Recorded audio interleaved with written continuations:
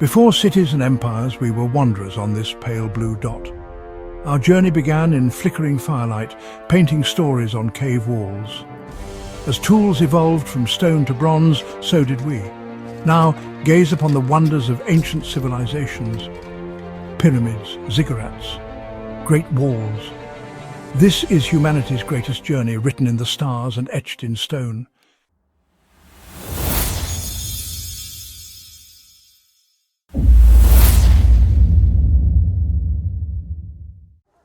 At the dawn of the 20th century, the world seemed poised on the edge of an age of endless promise. Science, industry and empire had woven a glittering tapestry of human achievement. But beneath this veneer of progress, tensions simmered, a hidden fault line, waiting to rupture. Europe's great powers, Britain, Germany, France, Russia, Austria, Hungary, were locked in a delicate dance of alliances and rivalries. National pride swelled, militaries expanded, and old ambitions stirred anew. It was a world bristling with energy and anxiety. In June 1914, in the streets of Sarajevo, a bullet was fired, a single act of violence that would ignite a global inferno. Within weeks, Europe was at war. Alliances pulled nation after nation into the conflict like a chain of falling dominoes. The world's first truly global war had begun. The reality of war was far from the romantic visions painted by eager governments.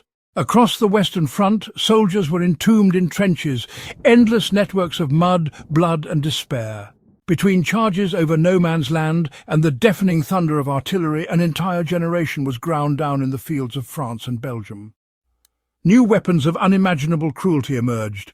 Machine guns turned charging men into slaughtered ranks. Poison gas crept across battlefields like a green death. Tanks rumbled onto the scene, monsters of steel and fire.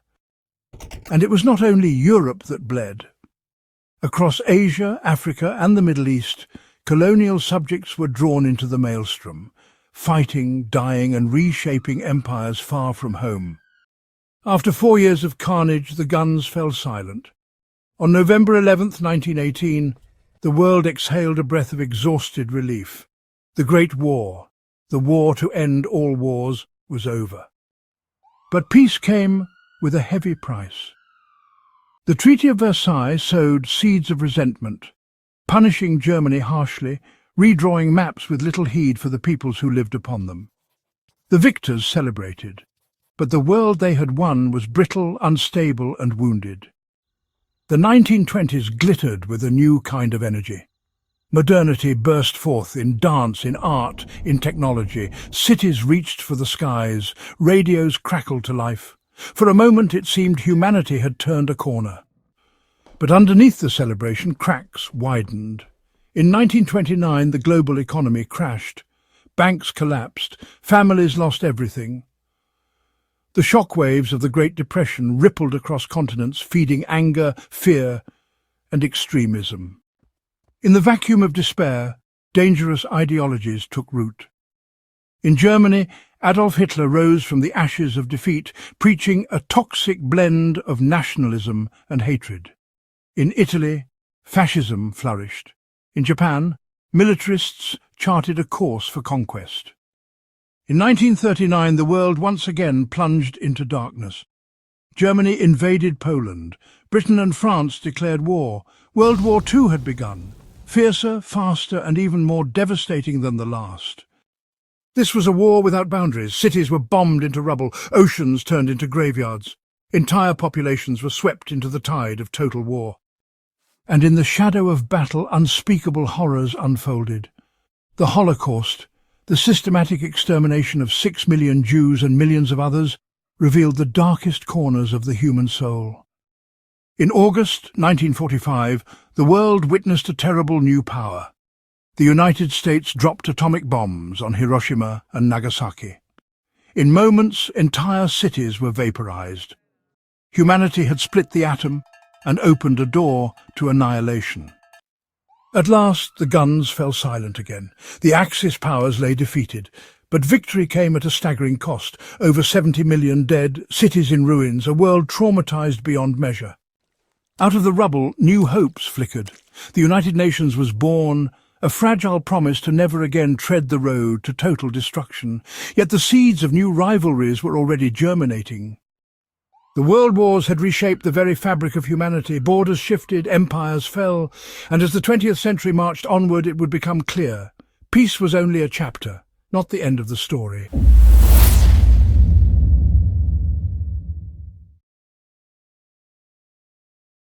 In the aftermath of the Second World War, as empires lay battered and the old world order crumbled, a new force stirred, the longing for freedom. Across continents, voices long silenced by colonial rule rose in a chorus for independence. The age of empire was ending. For centuries, European empires had spanned the globe. Britain's sun never set. France, Belgium, Portugal, the Netherlands all claimed dominion over distant peoples and lands. Resources were extracted, cultures were suppressed, borders were drawn with little regard for ancient histories. But change was coming. In India, a man in simple homespun cloth wielded a mightier weapon than any army, the power of non-violent resistance. Mohandas Gandhi inspired millions to stand firm, to endure blows without striking back, to demand dignity through peaceful defiance. In 1947, the jewel of the British Empire broke free. India and the newly formed Pakistan took their place among the family of nations. Yet the birth of freedom came drenched in blood, as partition tore families, communities and hearts apart. Africa too heard the call. From Accra to Algiers, from Nairobi to Johannesburg, liberation movements gained momentum. In Ghana, Kwame Nkrumah led the charge, proclaiming proudly, "The independence of Ghana is meaningless unless it is linked up with the total liberation of Africa." One by one, nations emerged from the colonial chrysalis. Ghana in 1957, Nigeria, Congo, Kenya, Algeria. The 60s became a tidal wave of independence across the continent. In Southeast Asia, struggles for independence took bloodier paths. Indonesia fought fiercely against Dutch reoccupation. Vietnam would be torn apart by wars of decolonization and cold ideological conflicts. Across the Caribbean, smaller nations claimed their voices too: Jamaica, Trinidad and Tobago, Barbados. Each island a star newly added to the map of sovereign nations. Yet freedom was not a cure-all. The borders drawn by colonial powers often lumped together rival groups or split communities apart. In many places, new nations stumbled into civil wars, coups and economic hardship. Still, hope endured. New leaders strode onto the global stage, their voices reshaping international forums. The United Nations, once the domain of a few powers, blossomed into a truly global assembly. Dreams of solidarity flickered. The Pan-African Congress called for unity across a once divided continent. The Bandung Conference of 1955 gathered leaders from Asia and Africa to chart a course independent of East and West. Some struggles would take longer. In South Africa, the cruel system of apartheid clung to life even as the rest of the world changed, but even there, resistance endured. A candle in the darkness that would one day blaze into a sun of freedom. The great colonial empires of the past faded into memory, replaced by a vibrant, tumultuous chorus of nations. Young, imperfect, determined. The chains had fallen away. A new world was rising, carrying with it both the dreams and the struggles of generations long denied. The age of empire was over, but the age of nations, of hope, of conflict, of creation, had only just begun.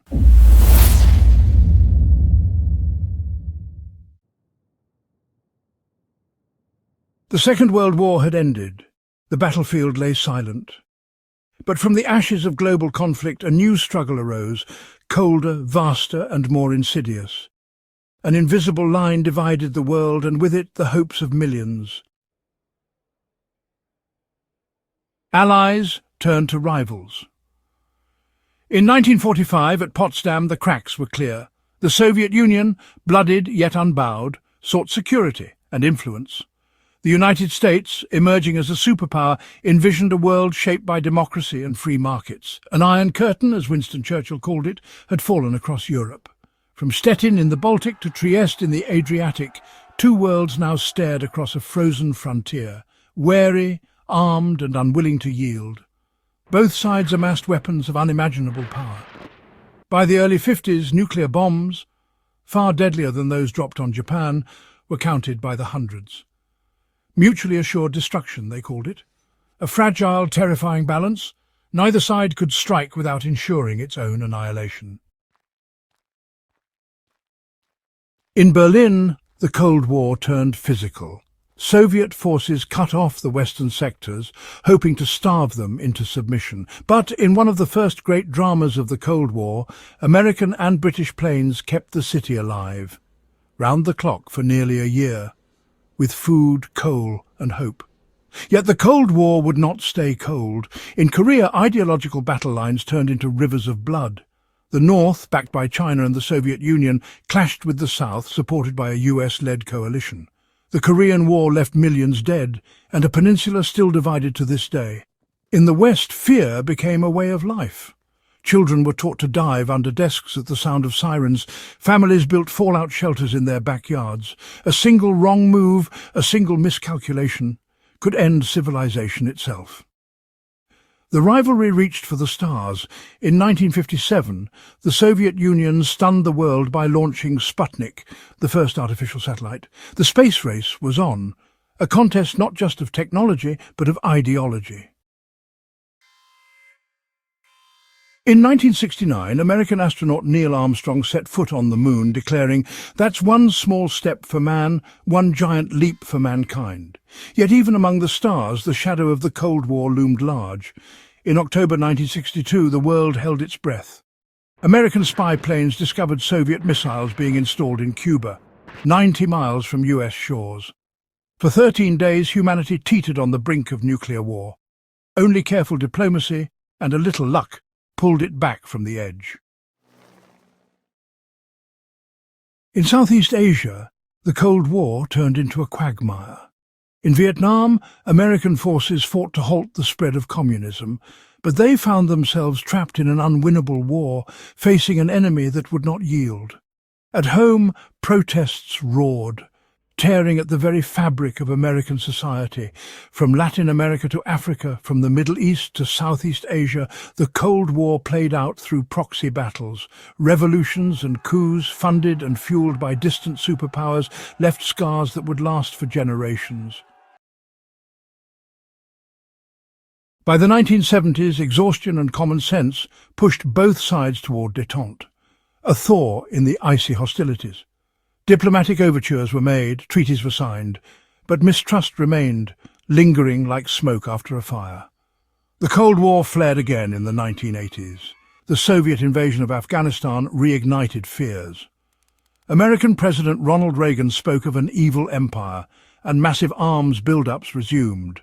But empires built on fear are brittle. In the Soviet Union, new voices called for openness, glasnost and restructuring, perestroika. In 1989, the Berlin Wall, symbol of division, cracked and crumbled. Ordinary people wielding only hope and bare hands tore down the wall that had divided them for a generation. By 1991, the Cold War ended not with a bang, but a collapse. The Soviet Union dissolved.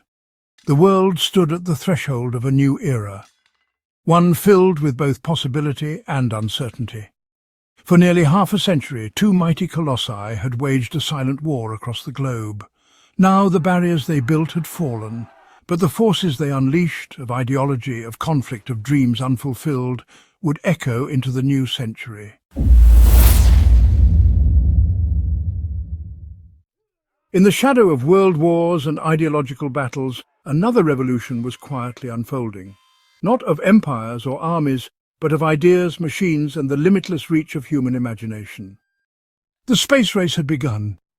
In 1957, the Soviet Union hurled a tiny sphere of metal into the heavens. Sputnik, the world's first artificial satellite, circled the Earth, its signal a simple, steady beep. Yet it echoed like a thunderclap across the globe. The space race had begun. In classrooms, in laboratories, in the halls of power, a new fervour seized the imagination of humanity. We would reach for the stars. In 1961, Soviet cosmonaut Yuri Gagarin became the first human to orbit the Earth, a triumph celebrated across the Eastern Bloc.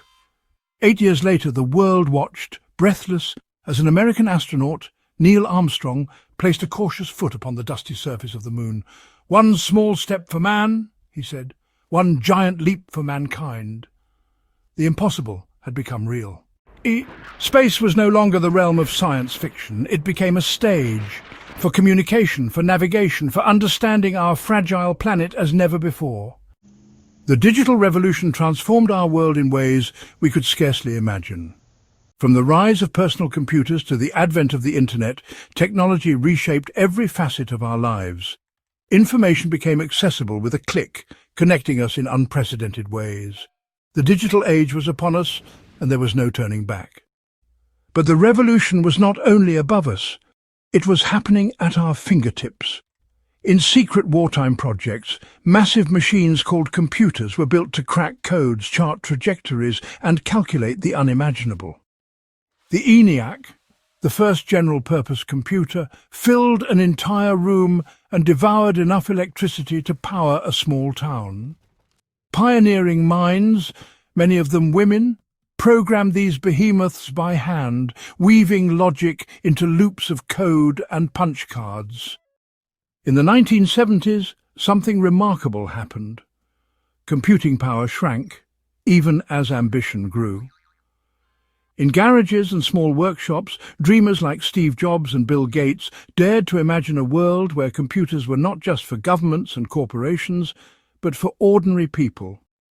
The personal computer was born, a box of circuits and screens that could fit on a desk, a tool, a toy, a portal to infinite possibilities. The internet and beyond. Meanwhile, hidden from public view, the US military quietly experimented with connecting computers across distances.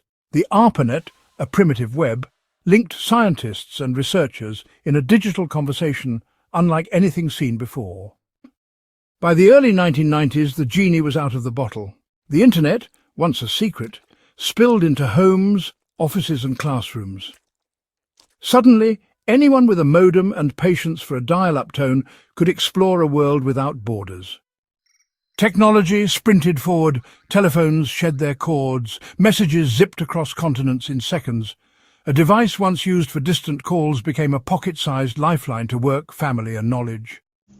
The 21st century dawned with a new kind of frontier, the digital world. Social media stitched humanity into an instant, chaotic conversation. Friendships, movements, even revolutions were born and fought on screens. Shadows and the future. But every revolution bears shadows. Privacy eroded. Misinformation spread like wildfire. The very tools meant to connect us sometimes deepened divisions, shaping reality itself in unseen ways. Today, we live in a world bound by invisible threads of data, of code, of communication. A message whispered in Tokyo can be heard in New York in the blink of an eye. The global village dreamed of in the last century has become a breathtaking and bewildering reality. From reaching for the moon to building worlds within screens, the technological revolution has carried humanity beyond the boundaries of Earth and into the boundless frontier of imagination itself. Where it will lead us next remains a story still unfolding.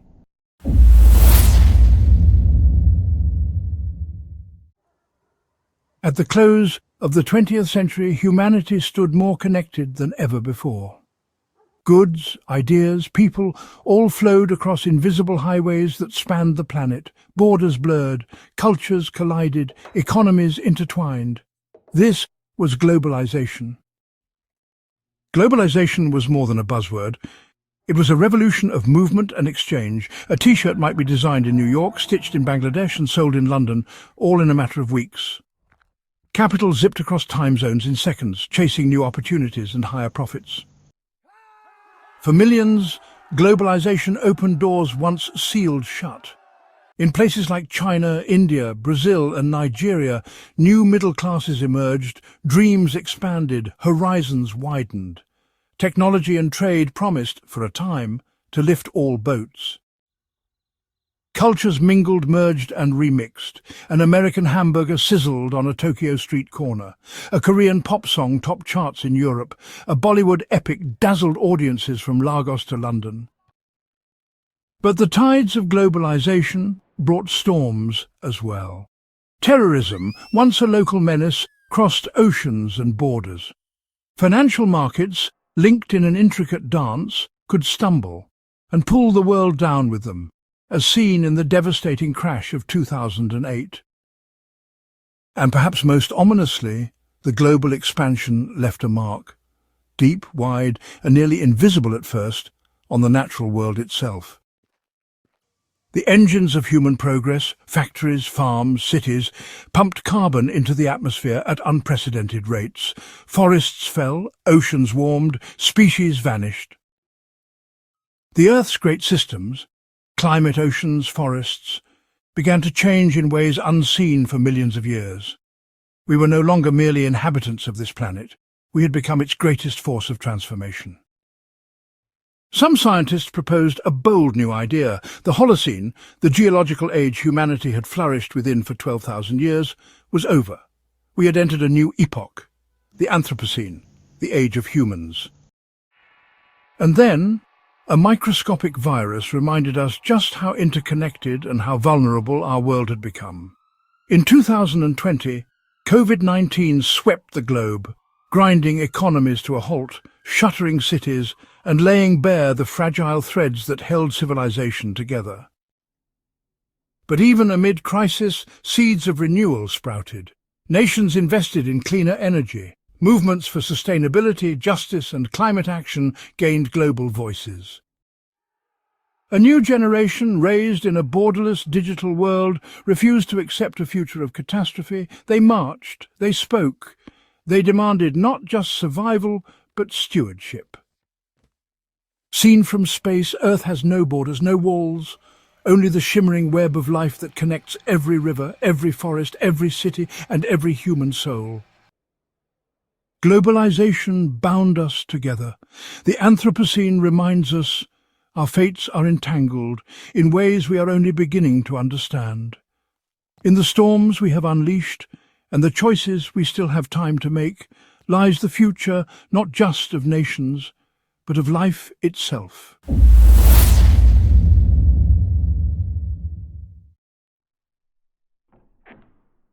The story of humanity has always been a story of tools. From sharpened stones to spacefaring machines, we have shaped the world around us, and increasingly ourselves. Now, at the dawn of the 21st century, we stand before tools unlike any seen before, tools that can shape destiny itself. Artificial intelligence, once the dream of science fiction, is rapidly becoming reality. Algorithms learn, adapt, and make decisions. Machines now compose music, write poetry, and diagnose diseases with superhuman precision. Deep learning systems, inspired by the very architecture of the human brain, have conquered complex games, driven cars without human hands, and begun to reshape industries from finance to medicine. Yet with great power comes great uncertainty. Who controls these new intelligences? Whose values do they serve? And what happens when the machines we build surpass the minds that built them? Meanwhile, another revolution unfolds, not in circuits but in the code of life itself. Biotechnology offers the power to rewrite DNA, to cure genetic diseases, to design life from scratch. Through tools like CRISPR, scientists can now snip and sculpt the blueprint of life with breathtaking precision. We may soon banish inherited illnesses or create life forms unlike any the Earth has ever known. But with these powers come profound ethical dilemmas. Will genetic enhancements widen the chasm between rich and poor? Will we lose something essential, something ineffable, in the quest to perfect ourselves? The frontier between mind and machine is also fading. Brain-computer interfaces promise a future where thought alone can move prosthetics, communicate words, even share emotions. Yet, progress carries a price.